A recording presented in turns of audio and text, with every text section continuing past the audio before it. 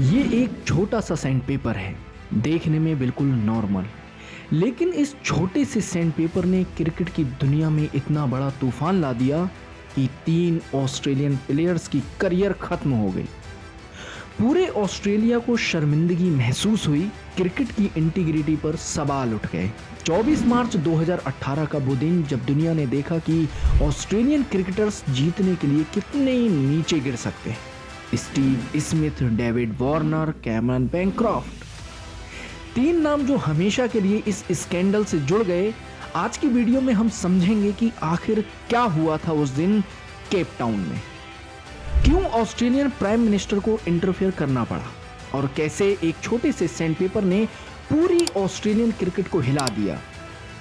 Trust me, ये story उससे भी ज्यादा शॉकिंग है जितना आप सोच रहे हो। देखो दोस्तों, इस पूरे स्कैंडल को समझने के लिए हमें थोड़ा पीछे जाना होगा। मार्च 2018 में ऑस्ट्रेलियन टीम साउथ अफ्रीका के खिलाफ 4 टेस्ट मैच की सीरीज खेलने गई थी और दोस्तों इस सीरीज की शुरुआत से ही कंट्रोवर्सीज का बाजार गर्म था। दोनों टीमों के बीच का टेंशन इतना बढ़ गया था कि लग रहा था किसी भी वक्त कुछ भी हो सकता है। फर्स्ट टेस्ट में ही ड्रामा शुरू हो गया। नेथन लॉयन ने एबी डिविलियर्स को रन आउट किया और फिर सेलिब्रेट करते हुए बॉल को डिविलियर्स के ऊपर ही गिरा दिया। दोस्तों ये तो पूरी तरह से डिसरिस्पेक्टफुल था, और वो भी एबी जैसे लीजेंड के साथ जिनकी ये लास्ट टेस्ट सीरीज थी। Classless behaviour. फिर टी ब्रेक के दौरान डेविड वार्नर और क्विंटन डिकॉक के बीच स्टेयर केस पर इतनी हीटेड कन्वर्सेशन हुई कि दोनों टीम्स के प्लेयर्स को बीच में आना पड़ा।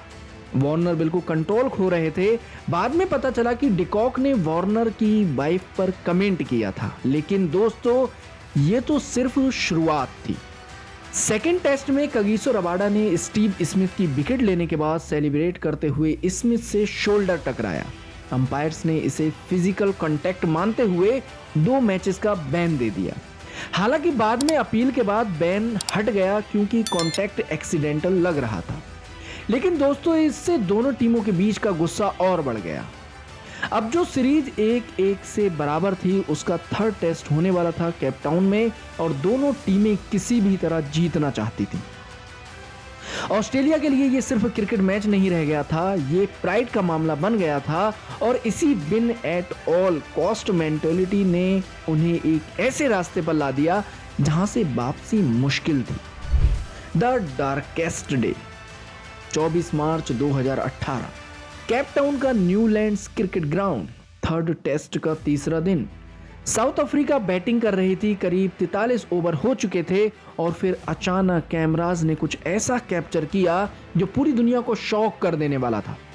ऑस्ट्रेलियन फील्डर कैमरन बेंक्राफ्ट को दिखाया जा रहा था और दोस्तों वो जो कर रहे थे वो बिल्कुल शॉकिंग था। बेंक्राफ्ट बॉल को किसी येलो ऑब्जेक्ट से रगड़ रहे थे, फिर उन्होंने उस येलो चीज को अपनी पॉकेट में डाल लिया।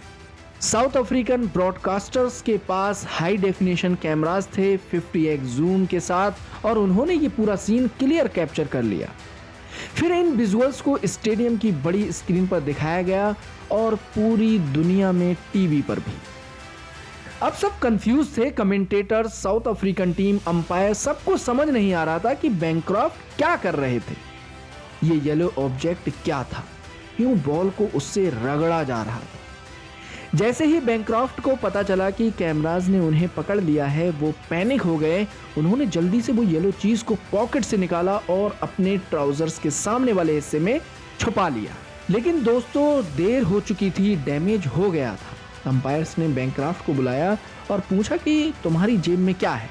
तब बेंक्रॉफ्ट ने चालाकी से अपनी पॉकेट से एक माइक्रोफाइबर क्लॉथ निकाला, वो जिससे सनग्लासेस साफ करते थे, और अंपायर को बोला कि मैं इसी से बॉल पर लगी घास साफ कर रहा था। लेकिन दोस्तों ये झूठ था और पूरी दुनिया जानती थी कि ये झूठ है, क्योंकि कैमराज में जो चीज दिखी थी वो माइक्रोफाइबर क्लॉथ नहीं था, वो कुछ और था।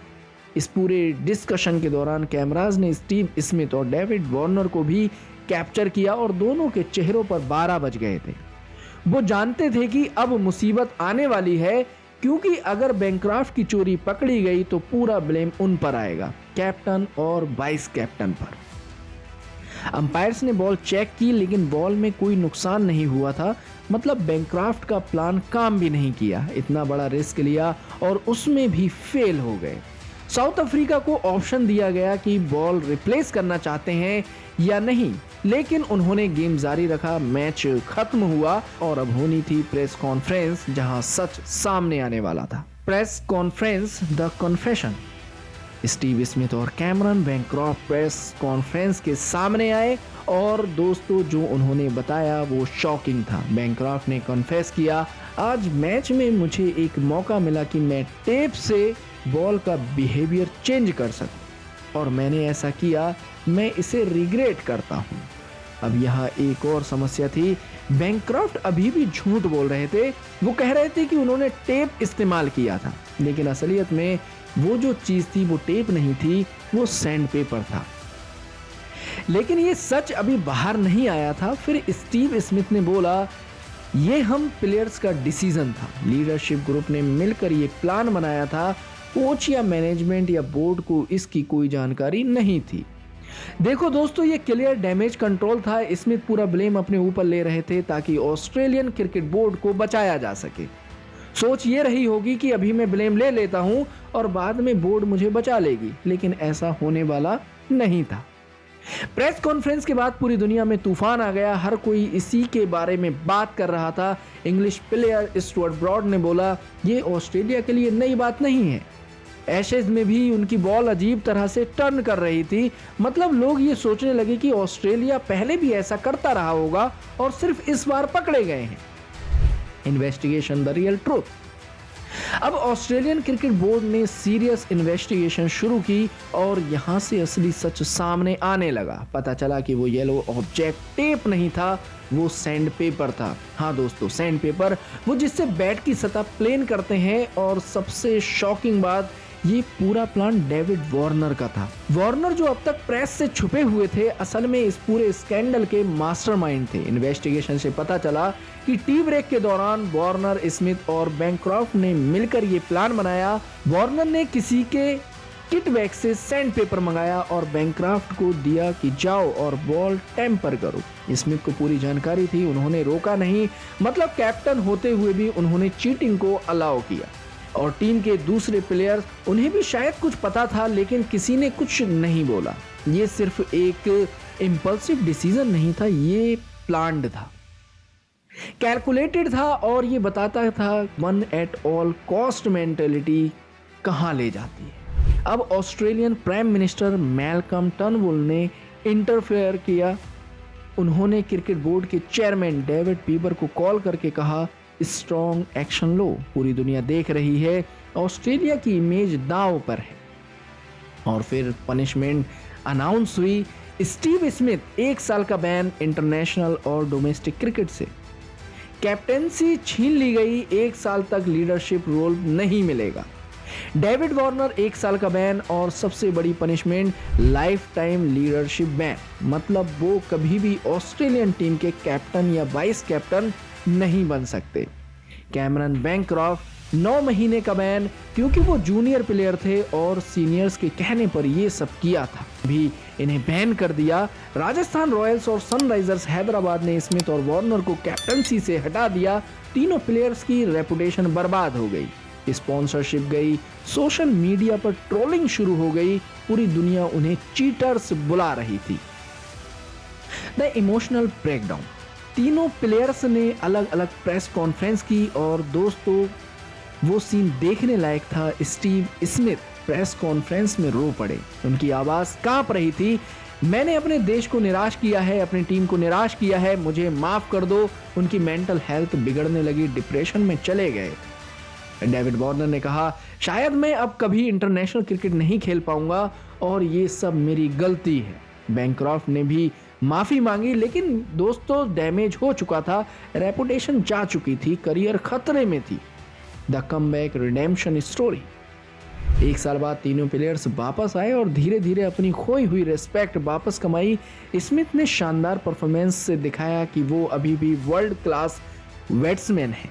वार्नर की पर्सनालिटी में शिफ्ट आया, पहले जो मीन और अग्रेसिव थे अब सॉफ्ट साइड दिखने लगे। फैंस को पसंद आया।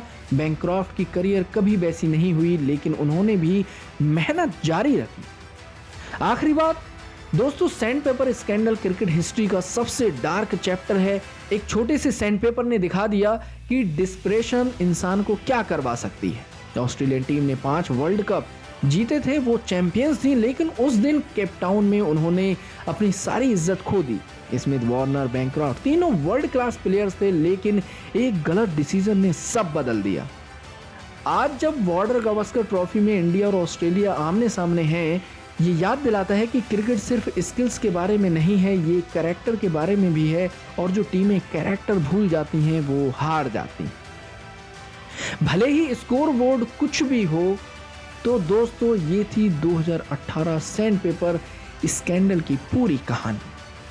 आपका क्या ओपिनियन है? क्या पनिशमेंट सही थी? क्या तीनों प्लेयर्स रिडेम्पशन डिजर्व करते थे? नीचे कमेंट्स में बताओ। और हाँ, अगर यहाँ तक पहुँचे हो तो वीडियो को लाइक करो, चैनल को सब्सक्राइब करो, शेयर करो दोस्तों के साथ। मिलते हैं अगली वीडियो में, तब तक के लिए धन्यवाद।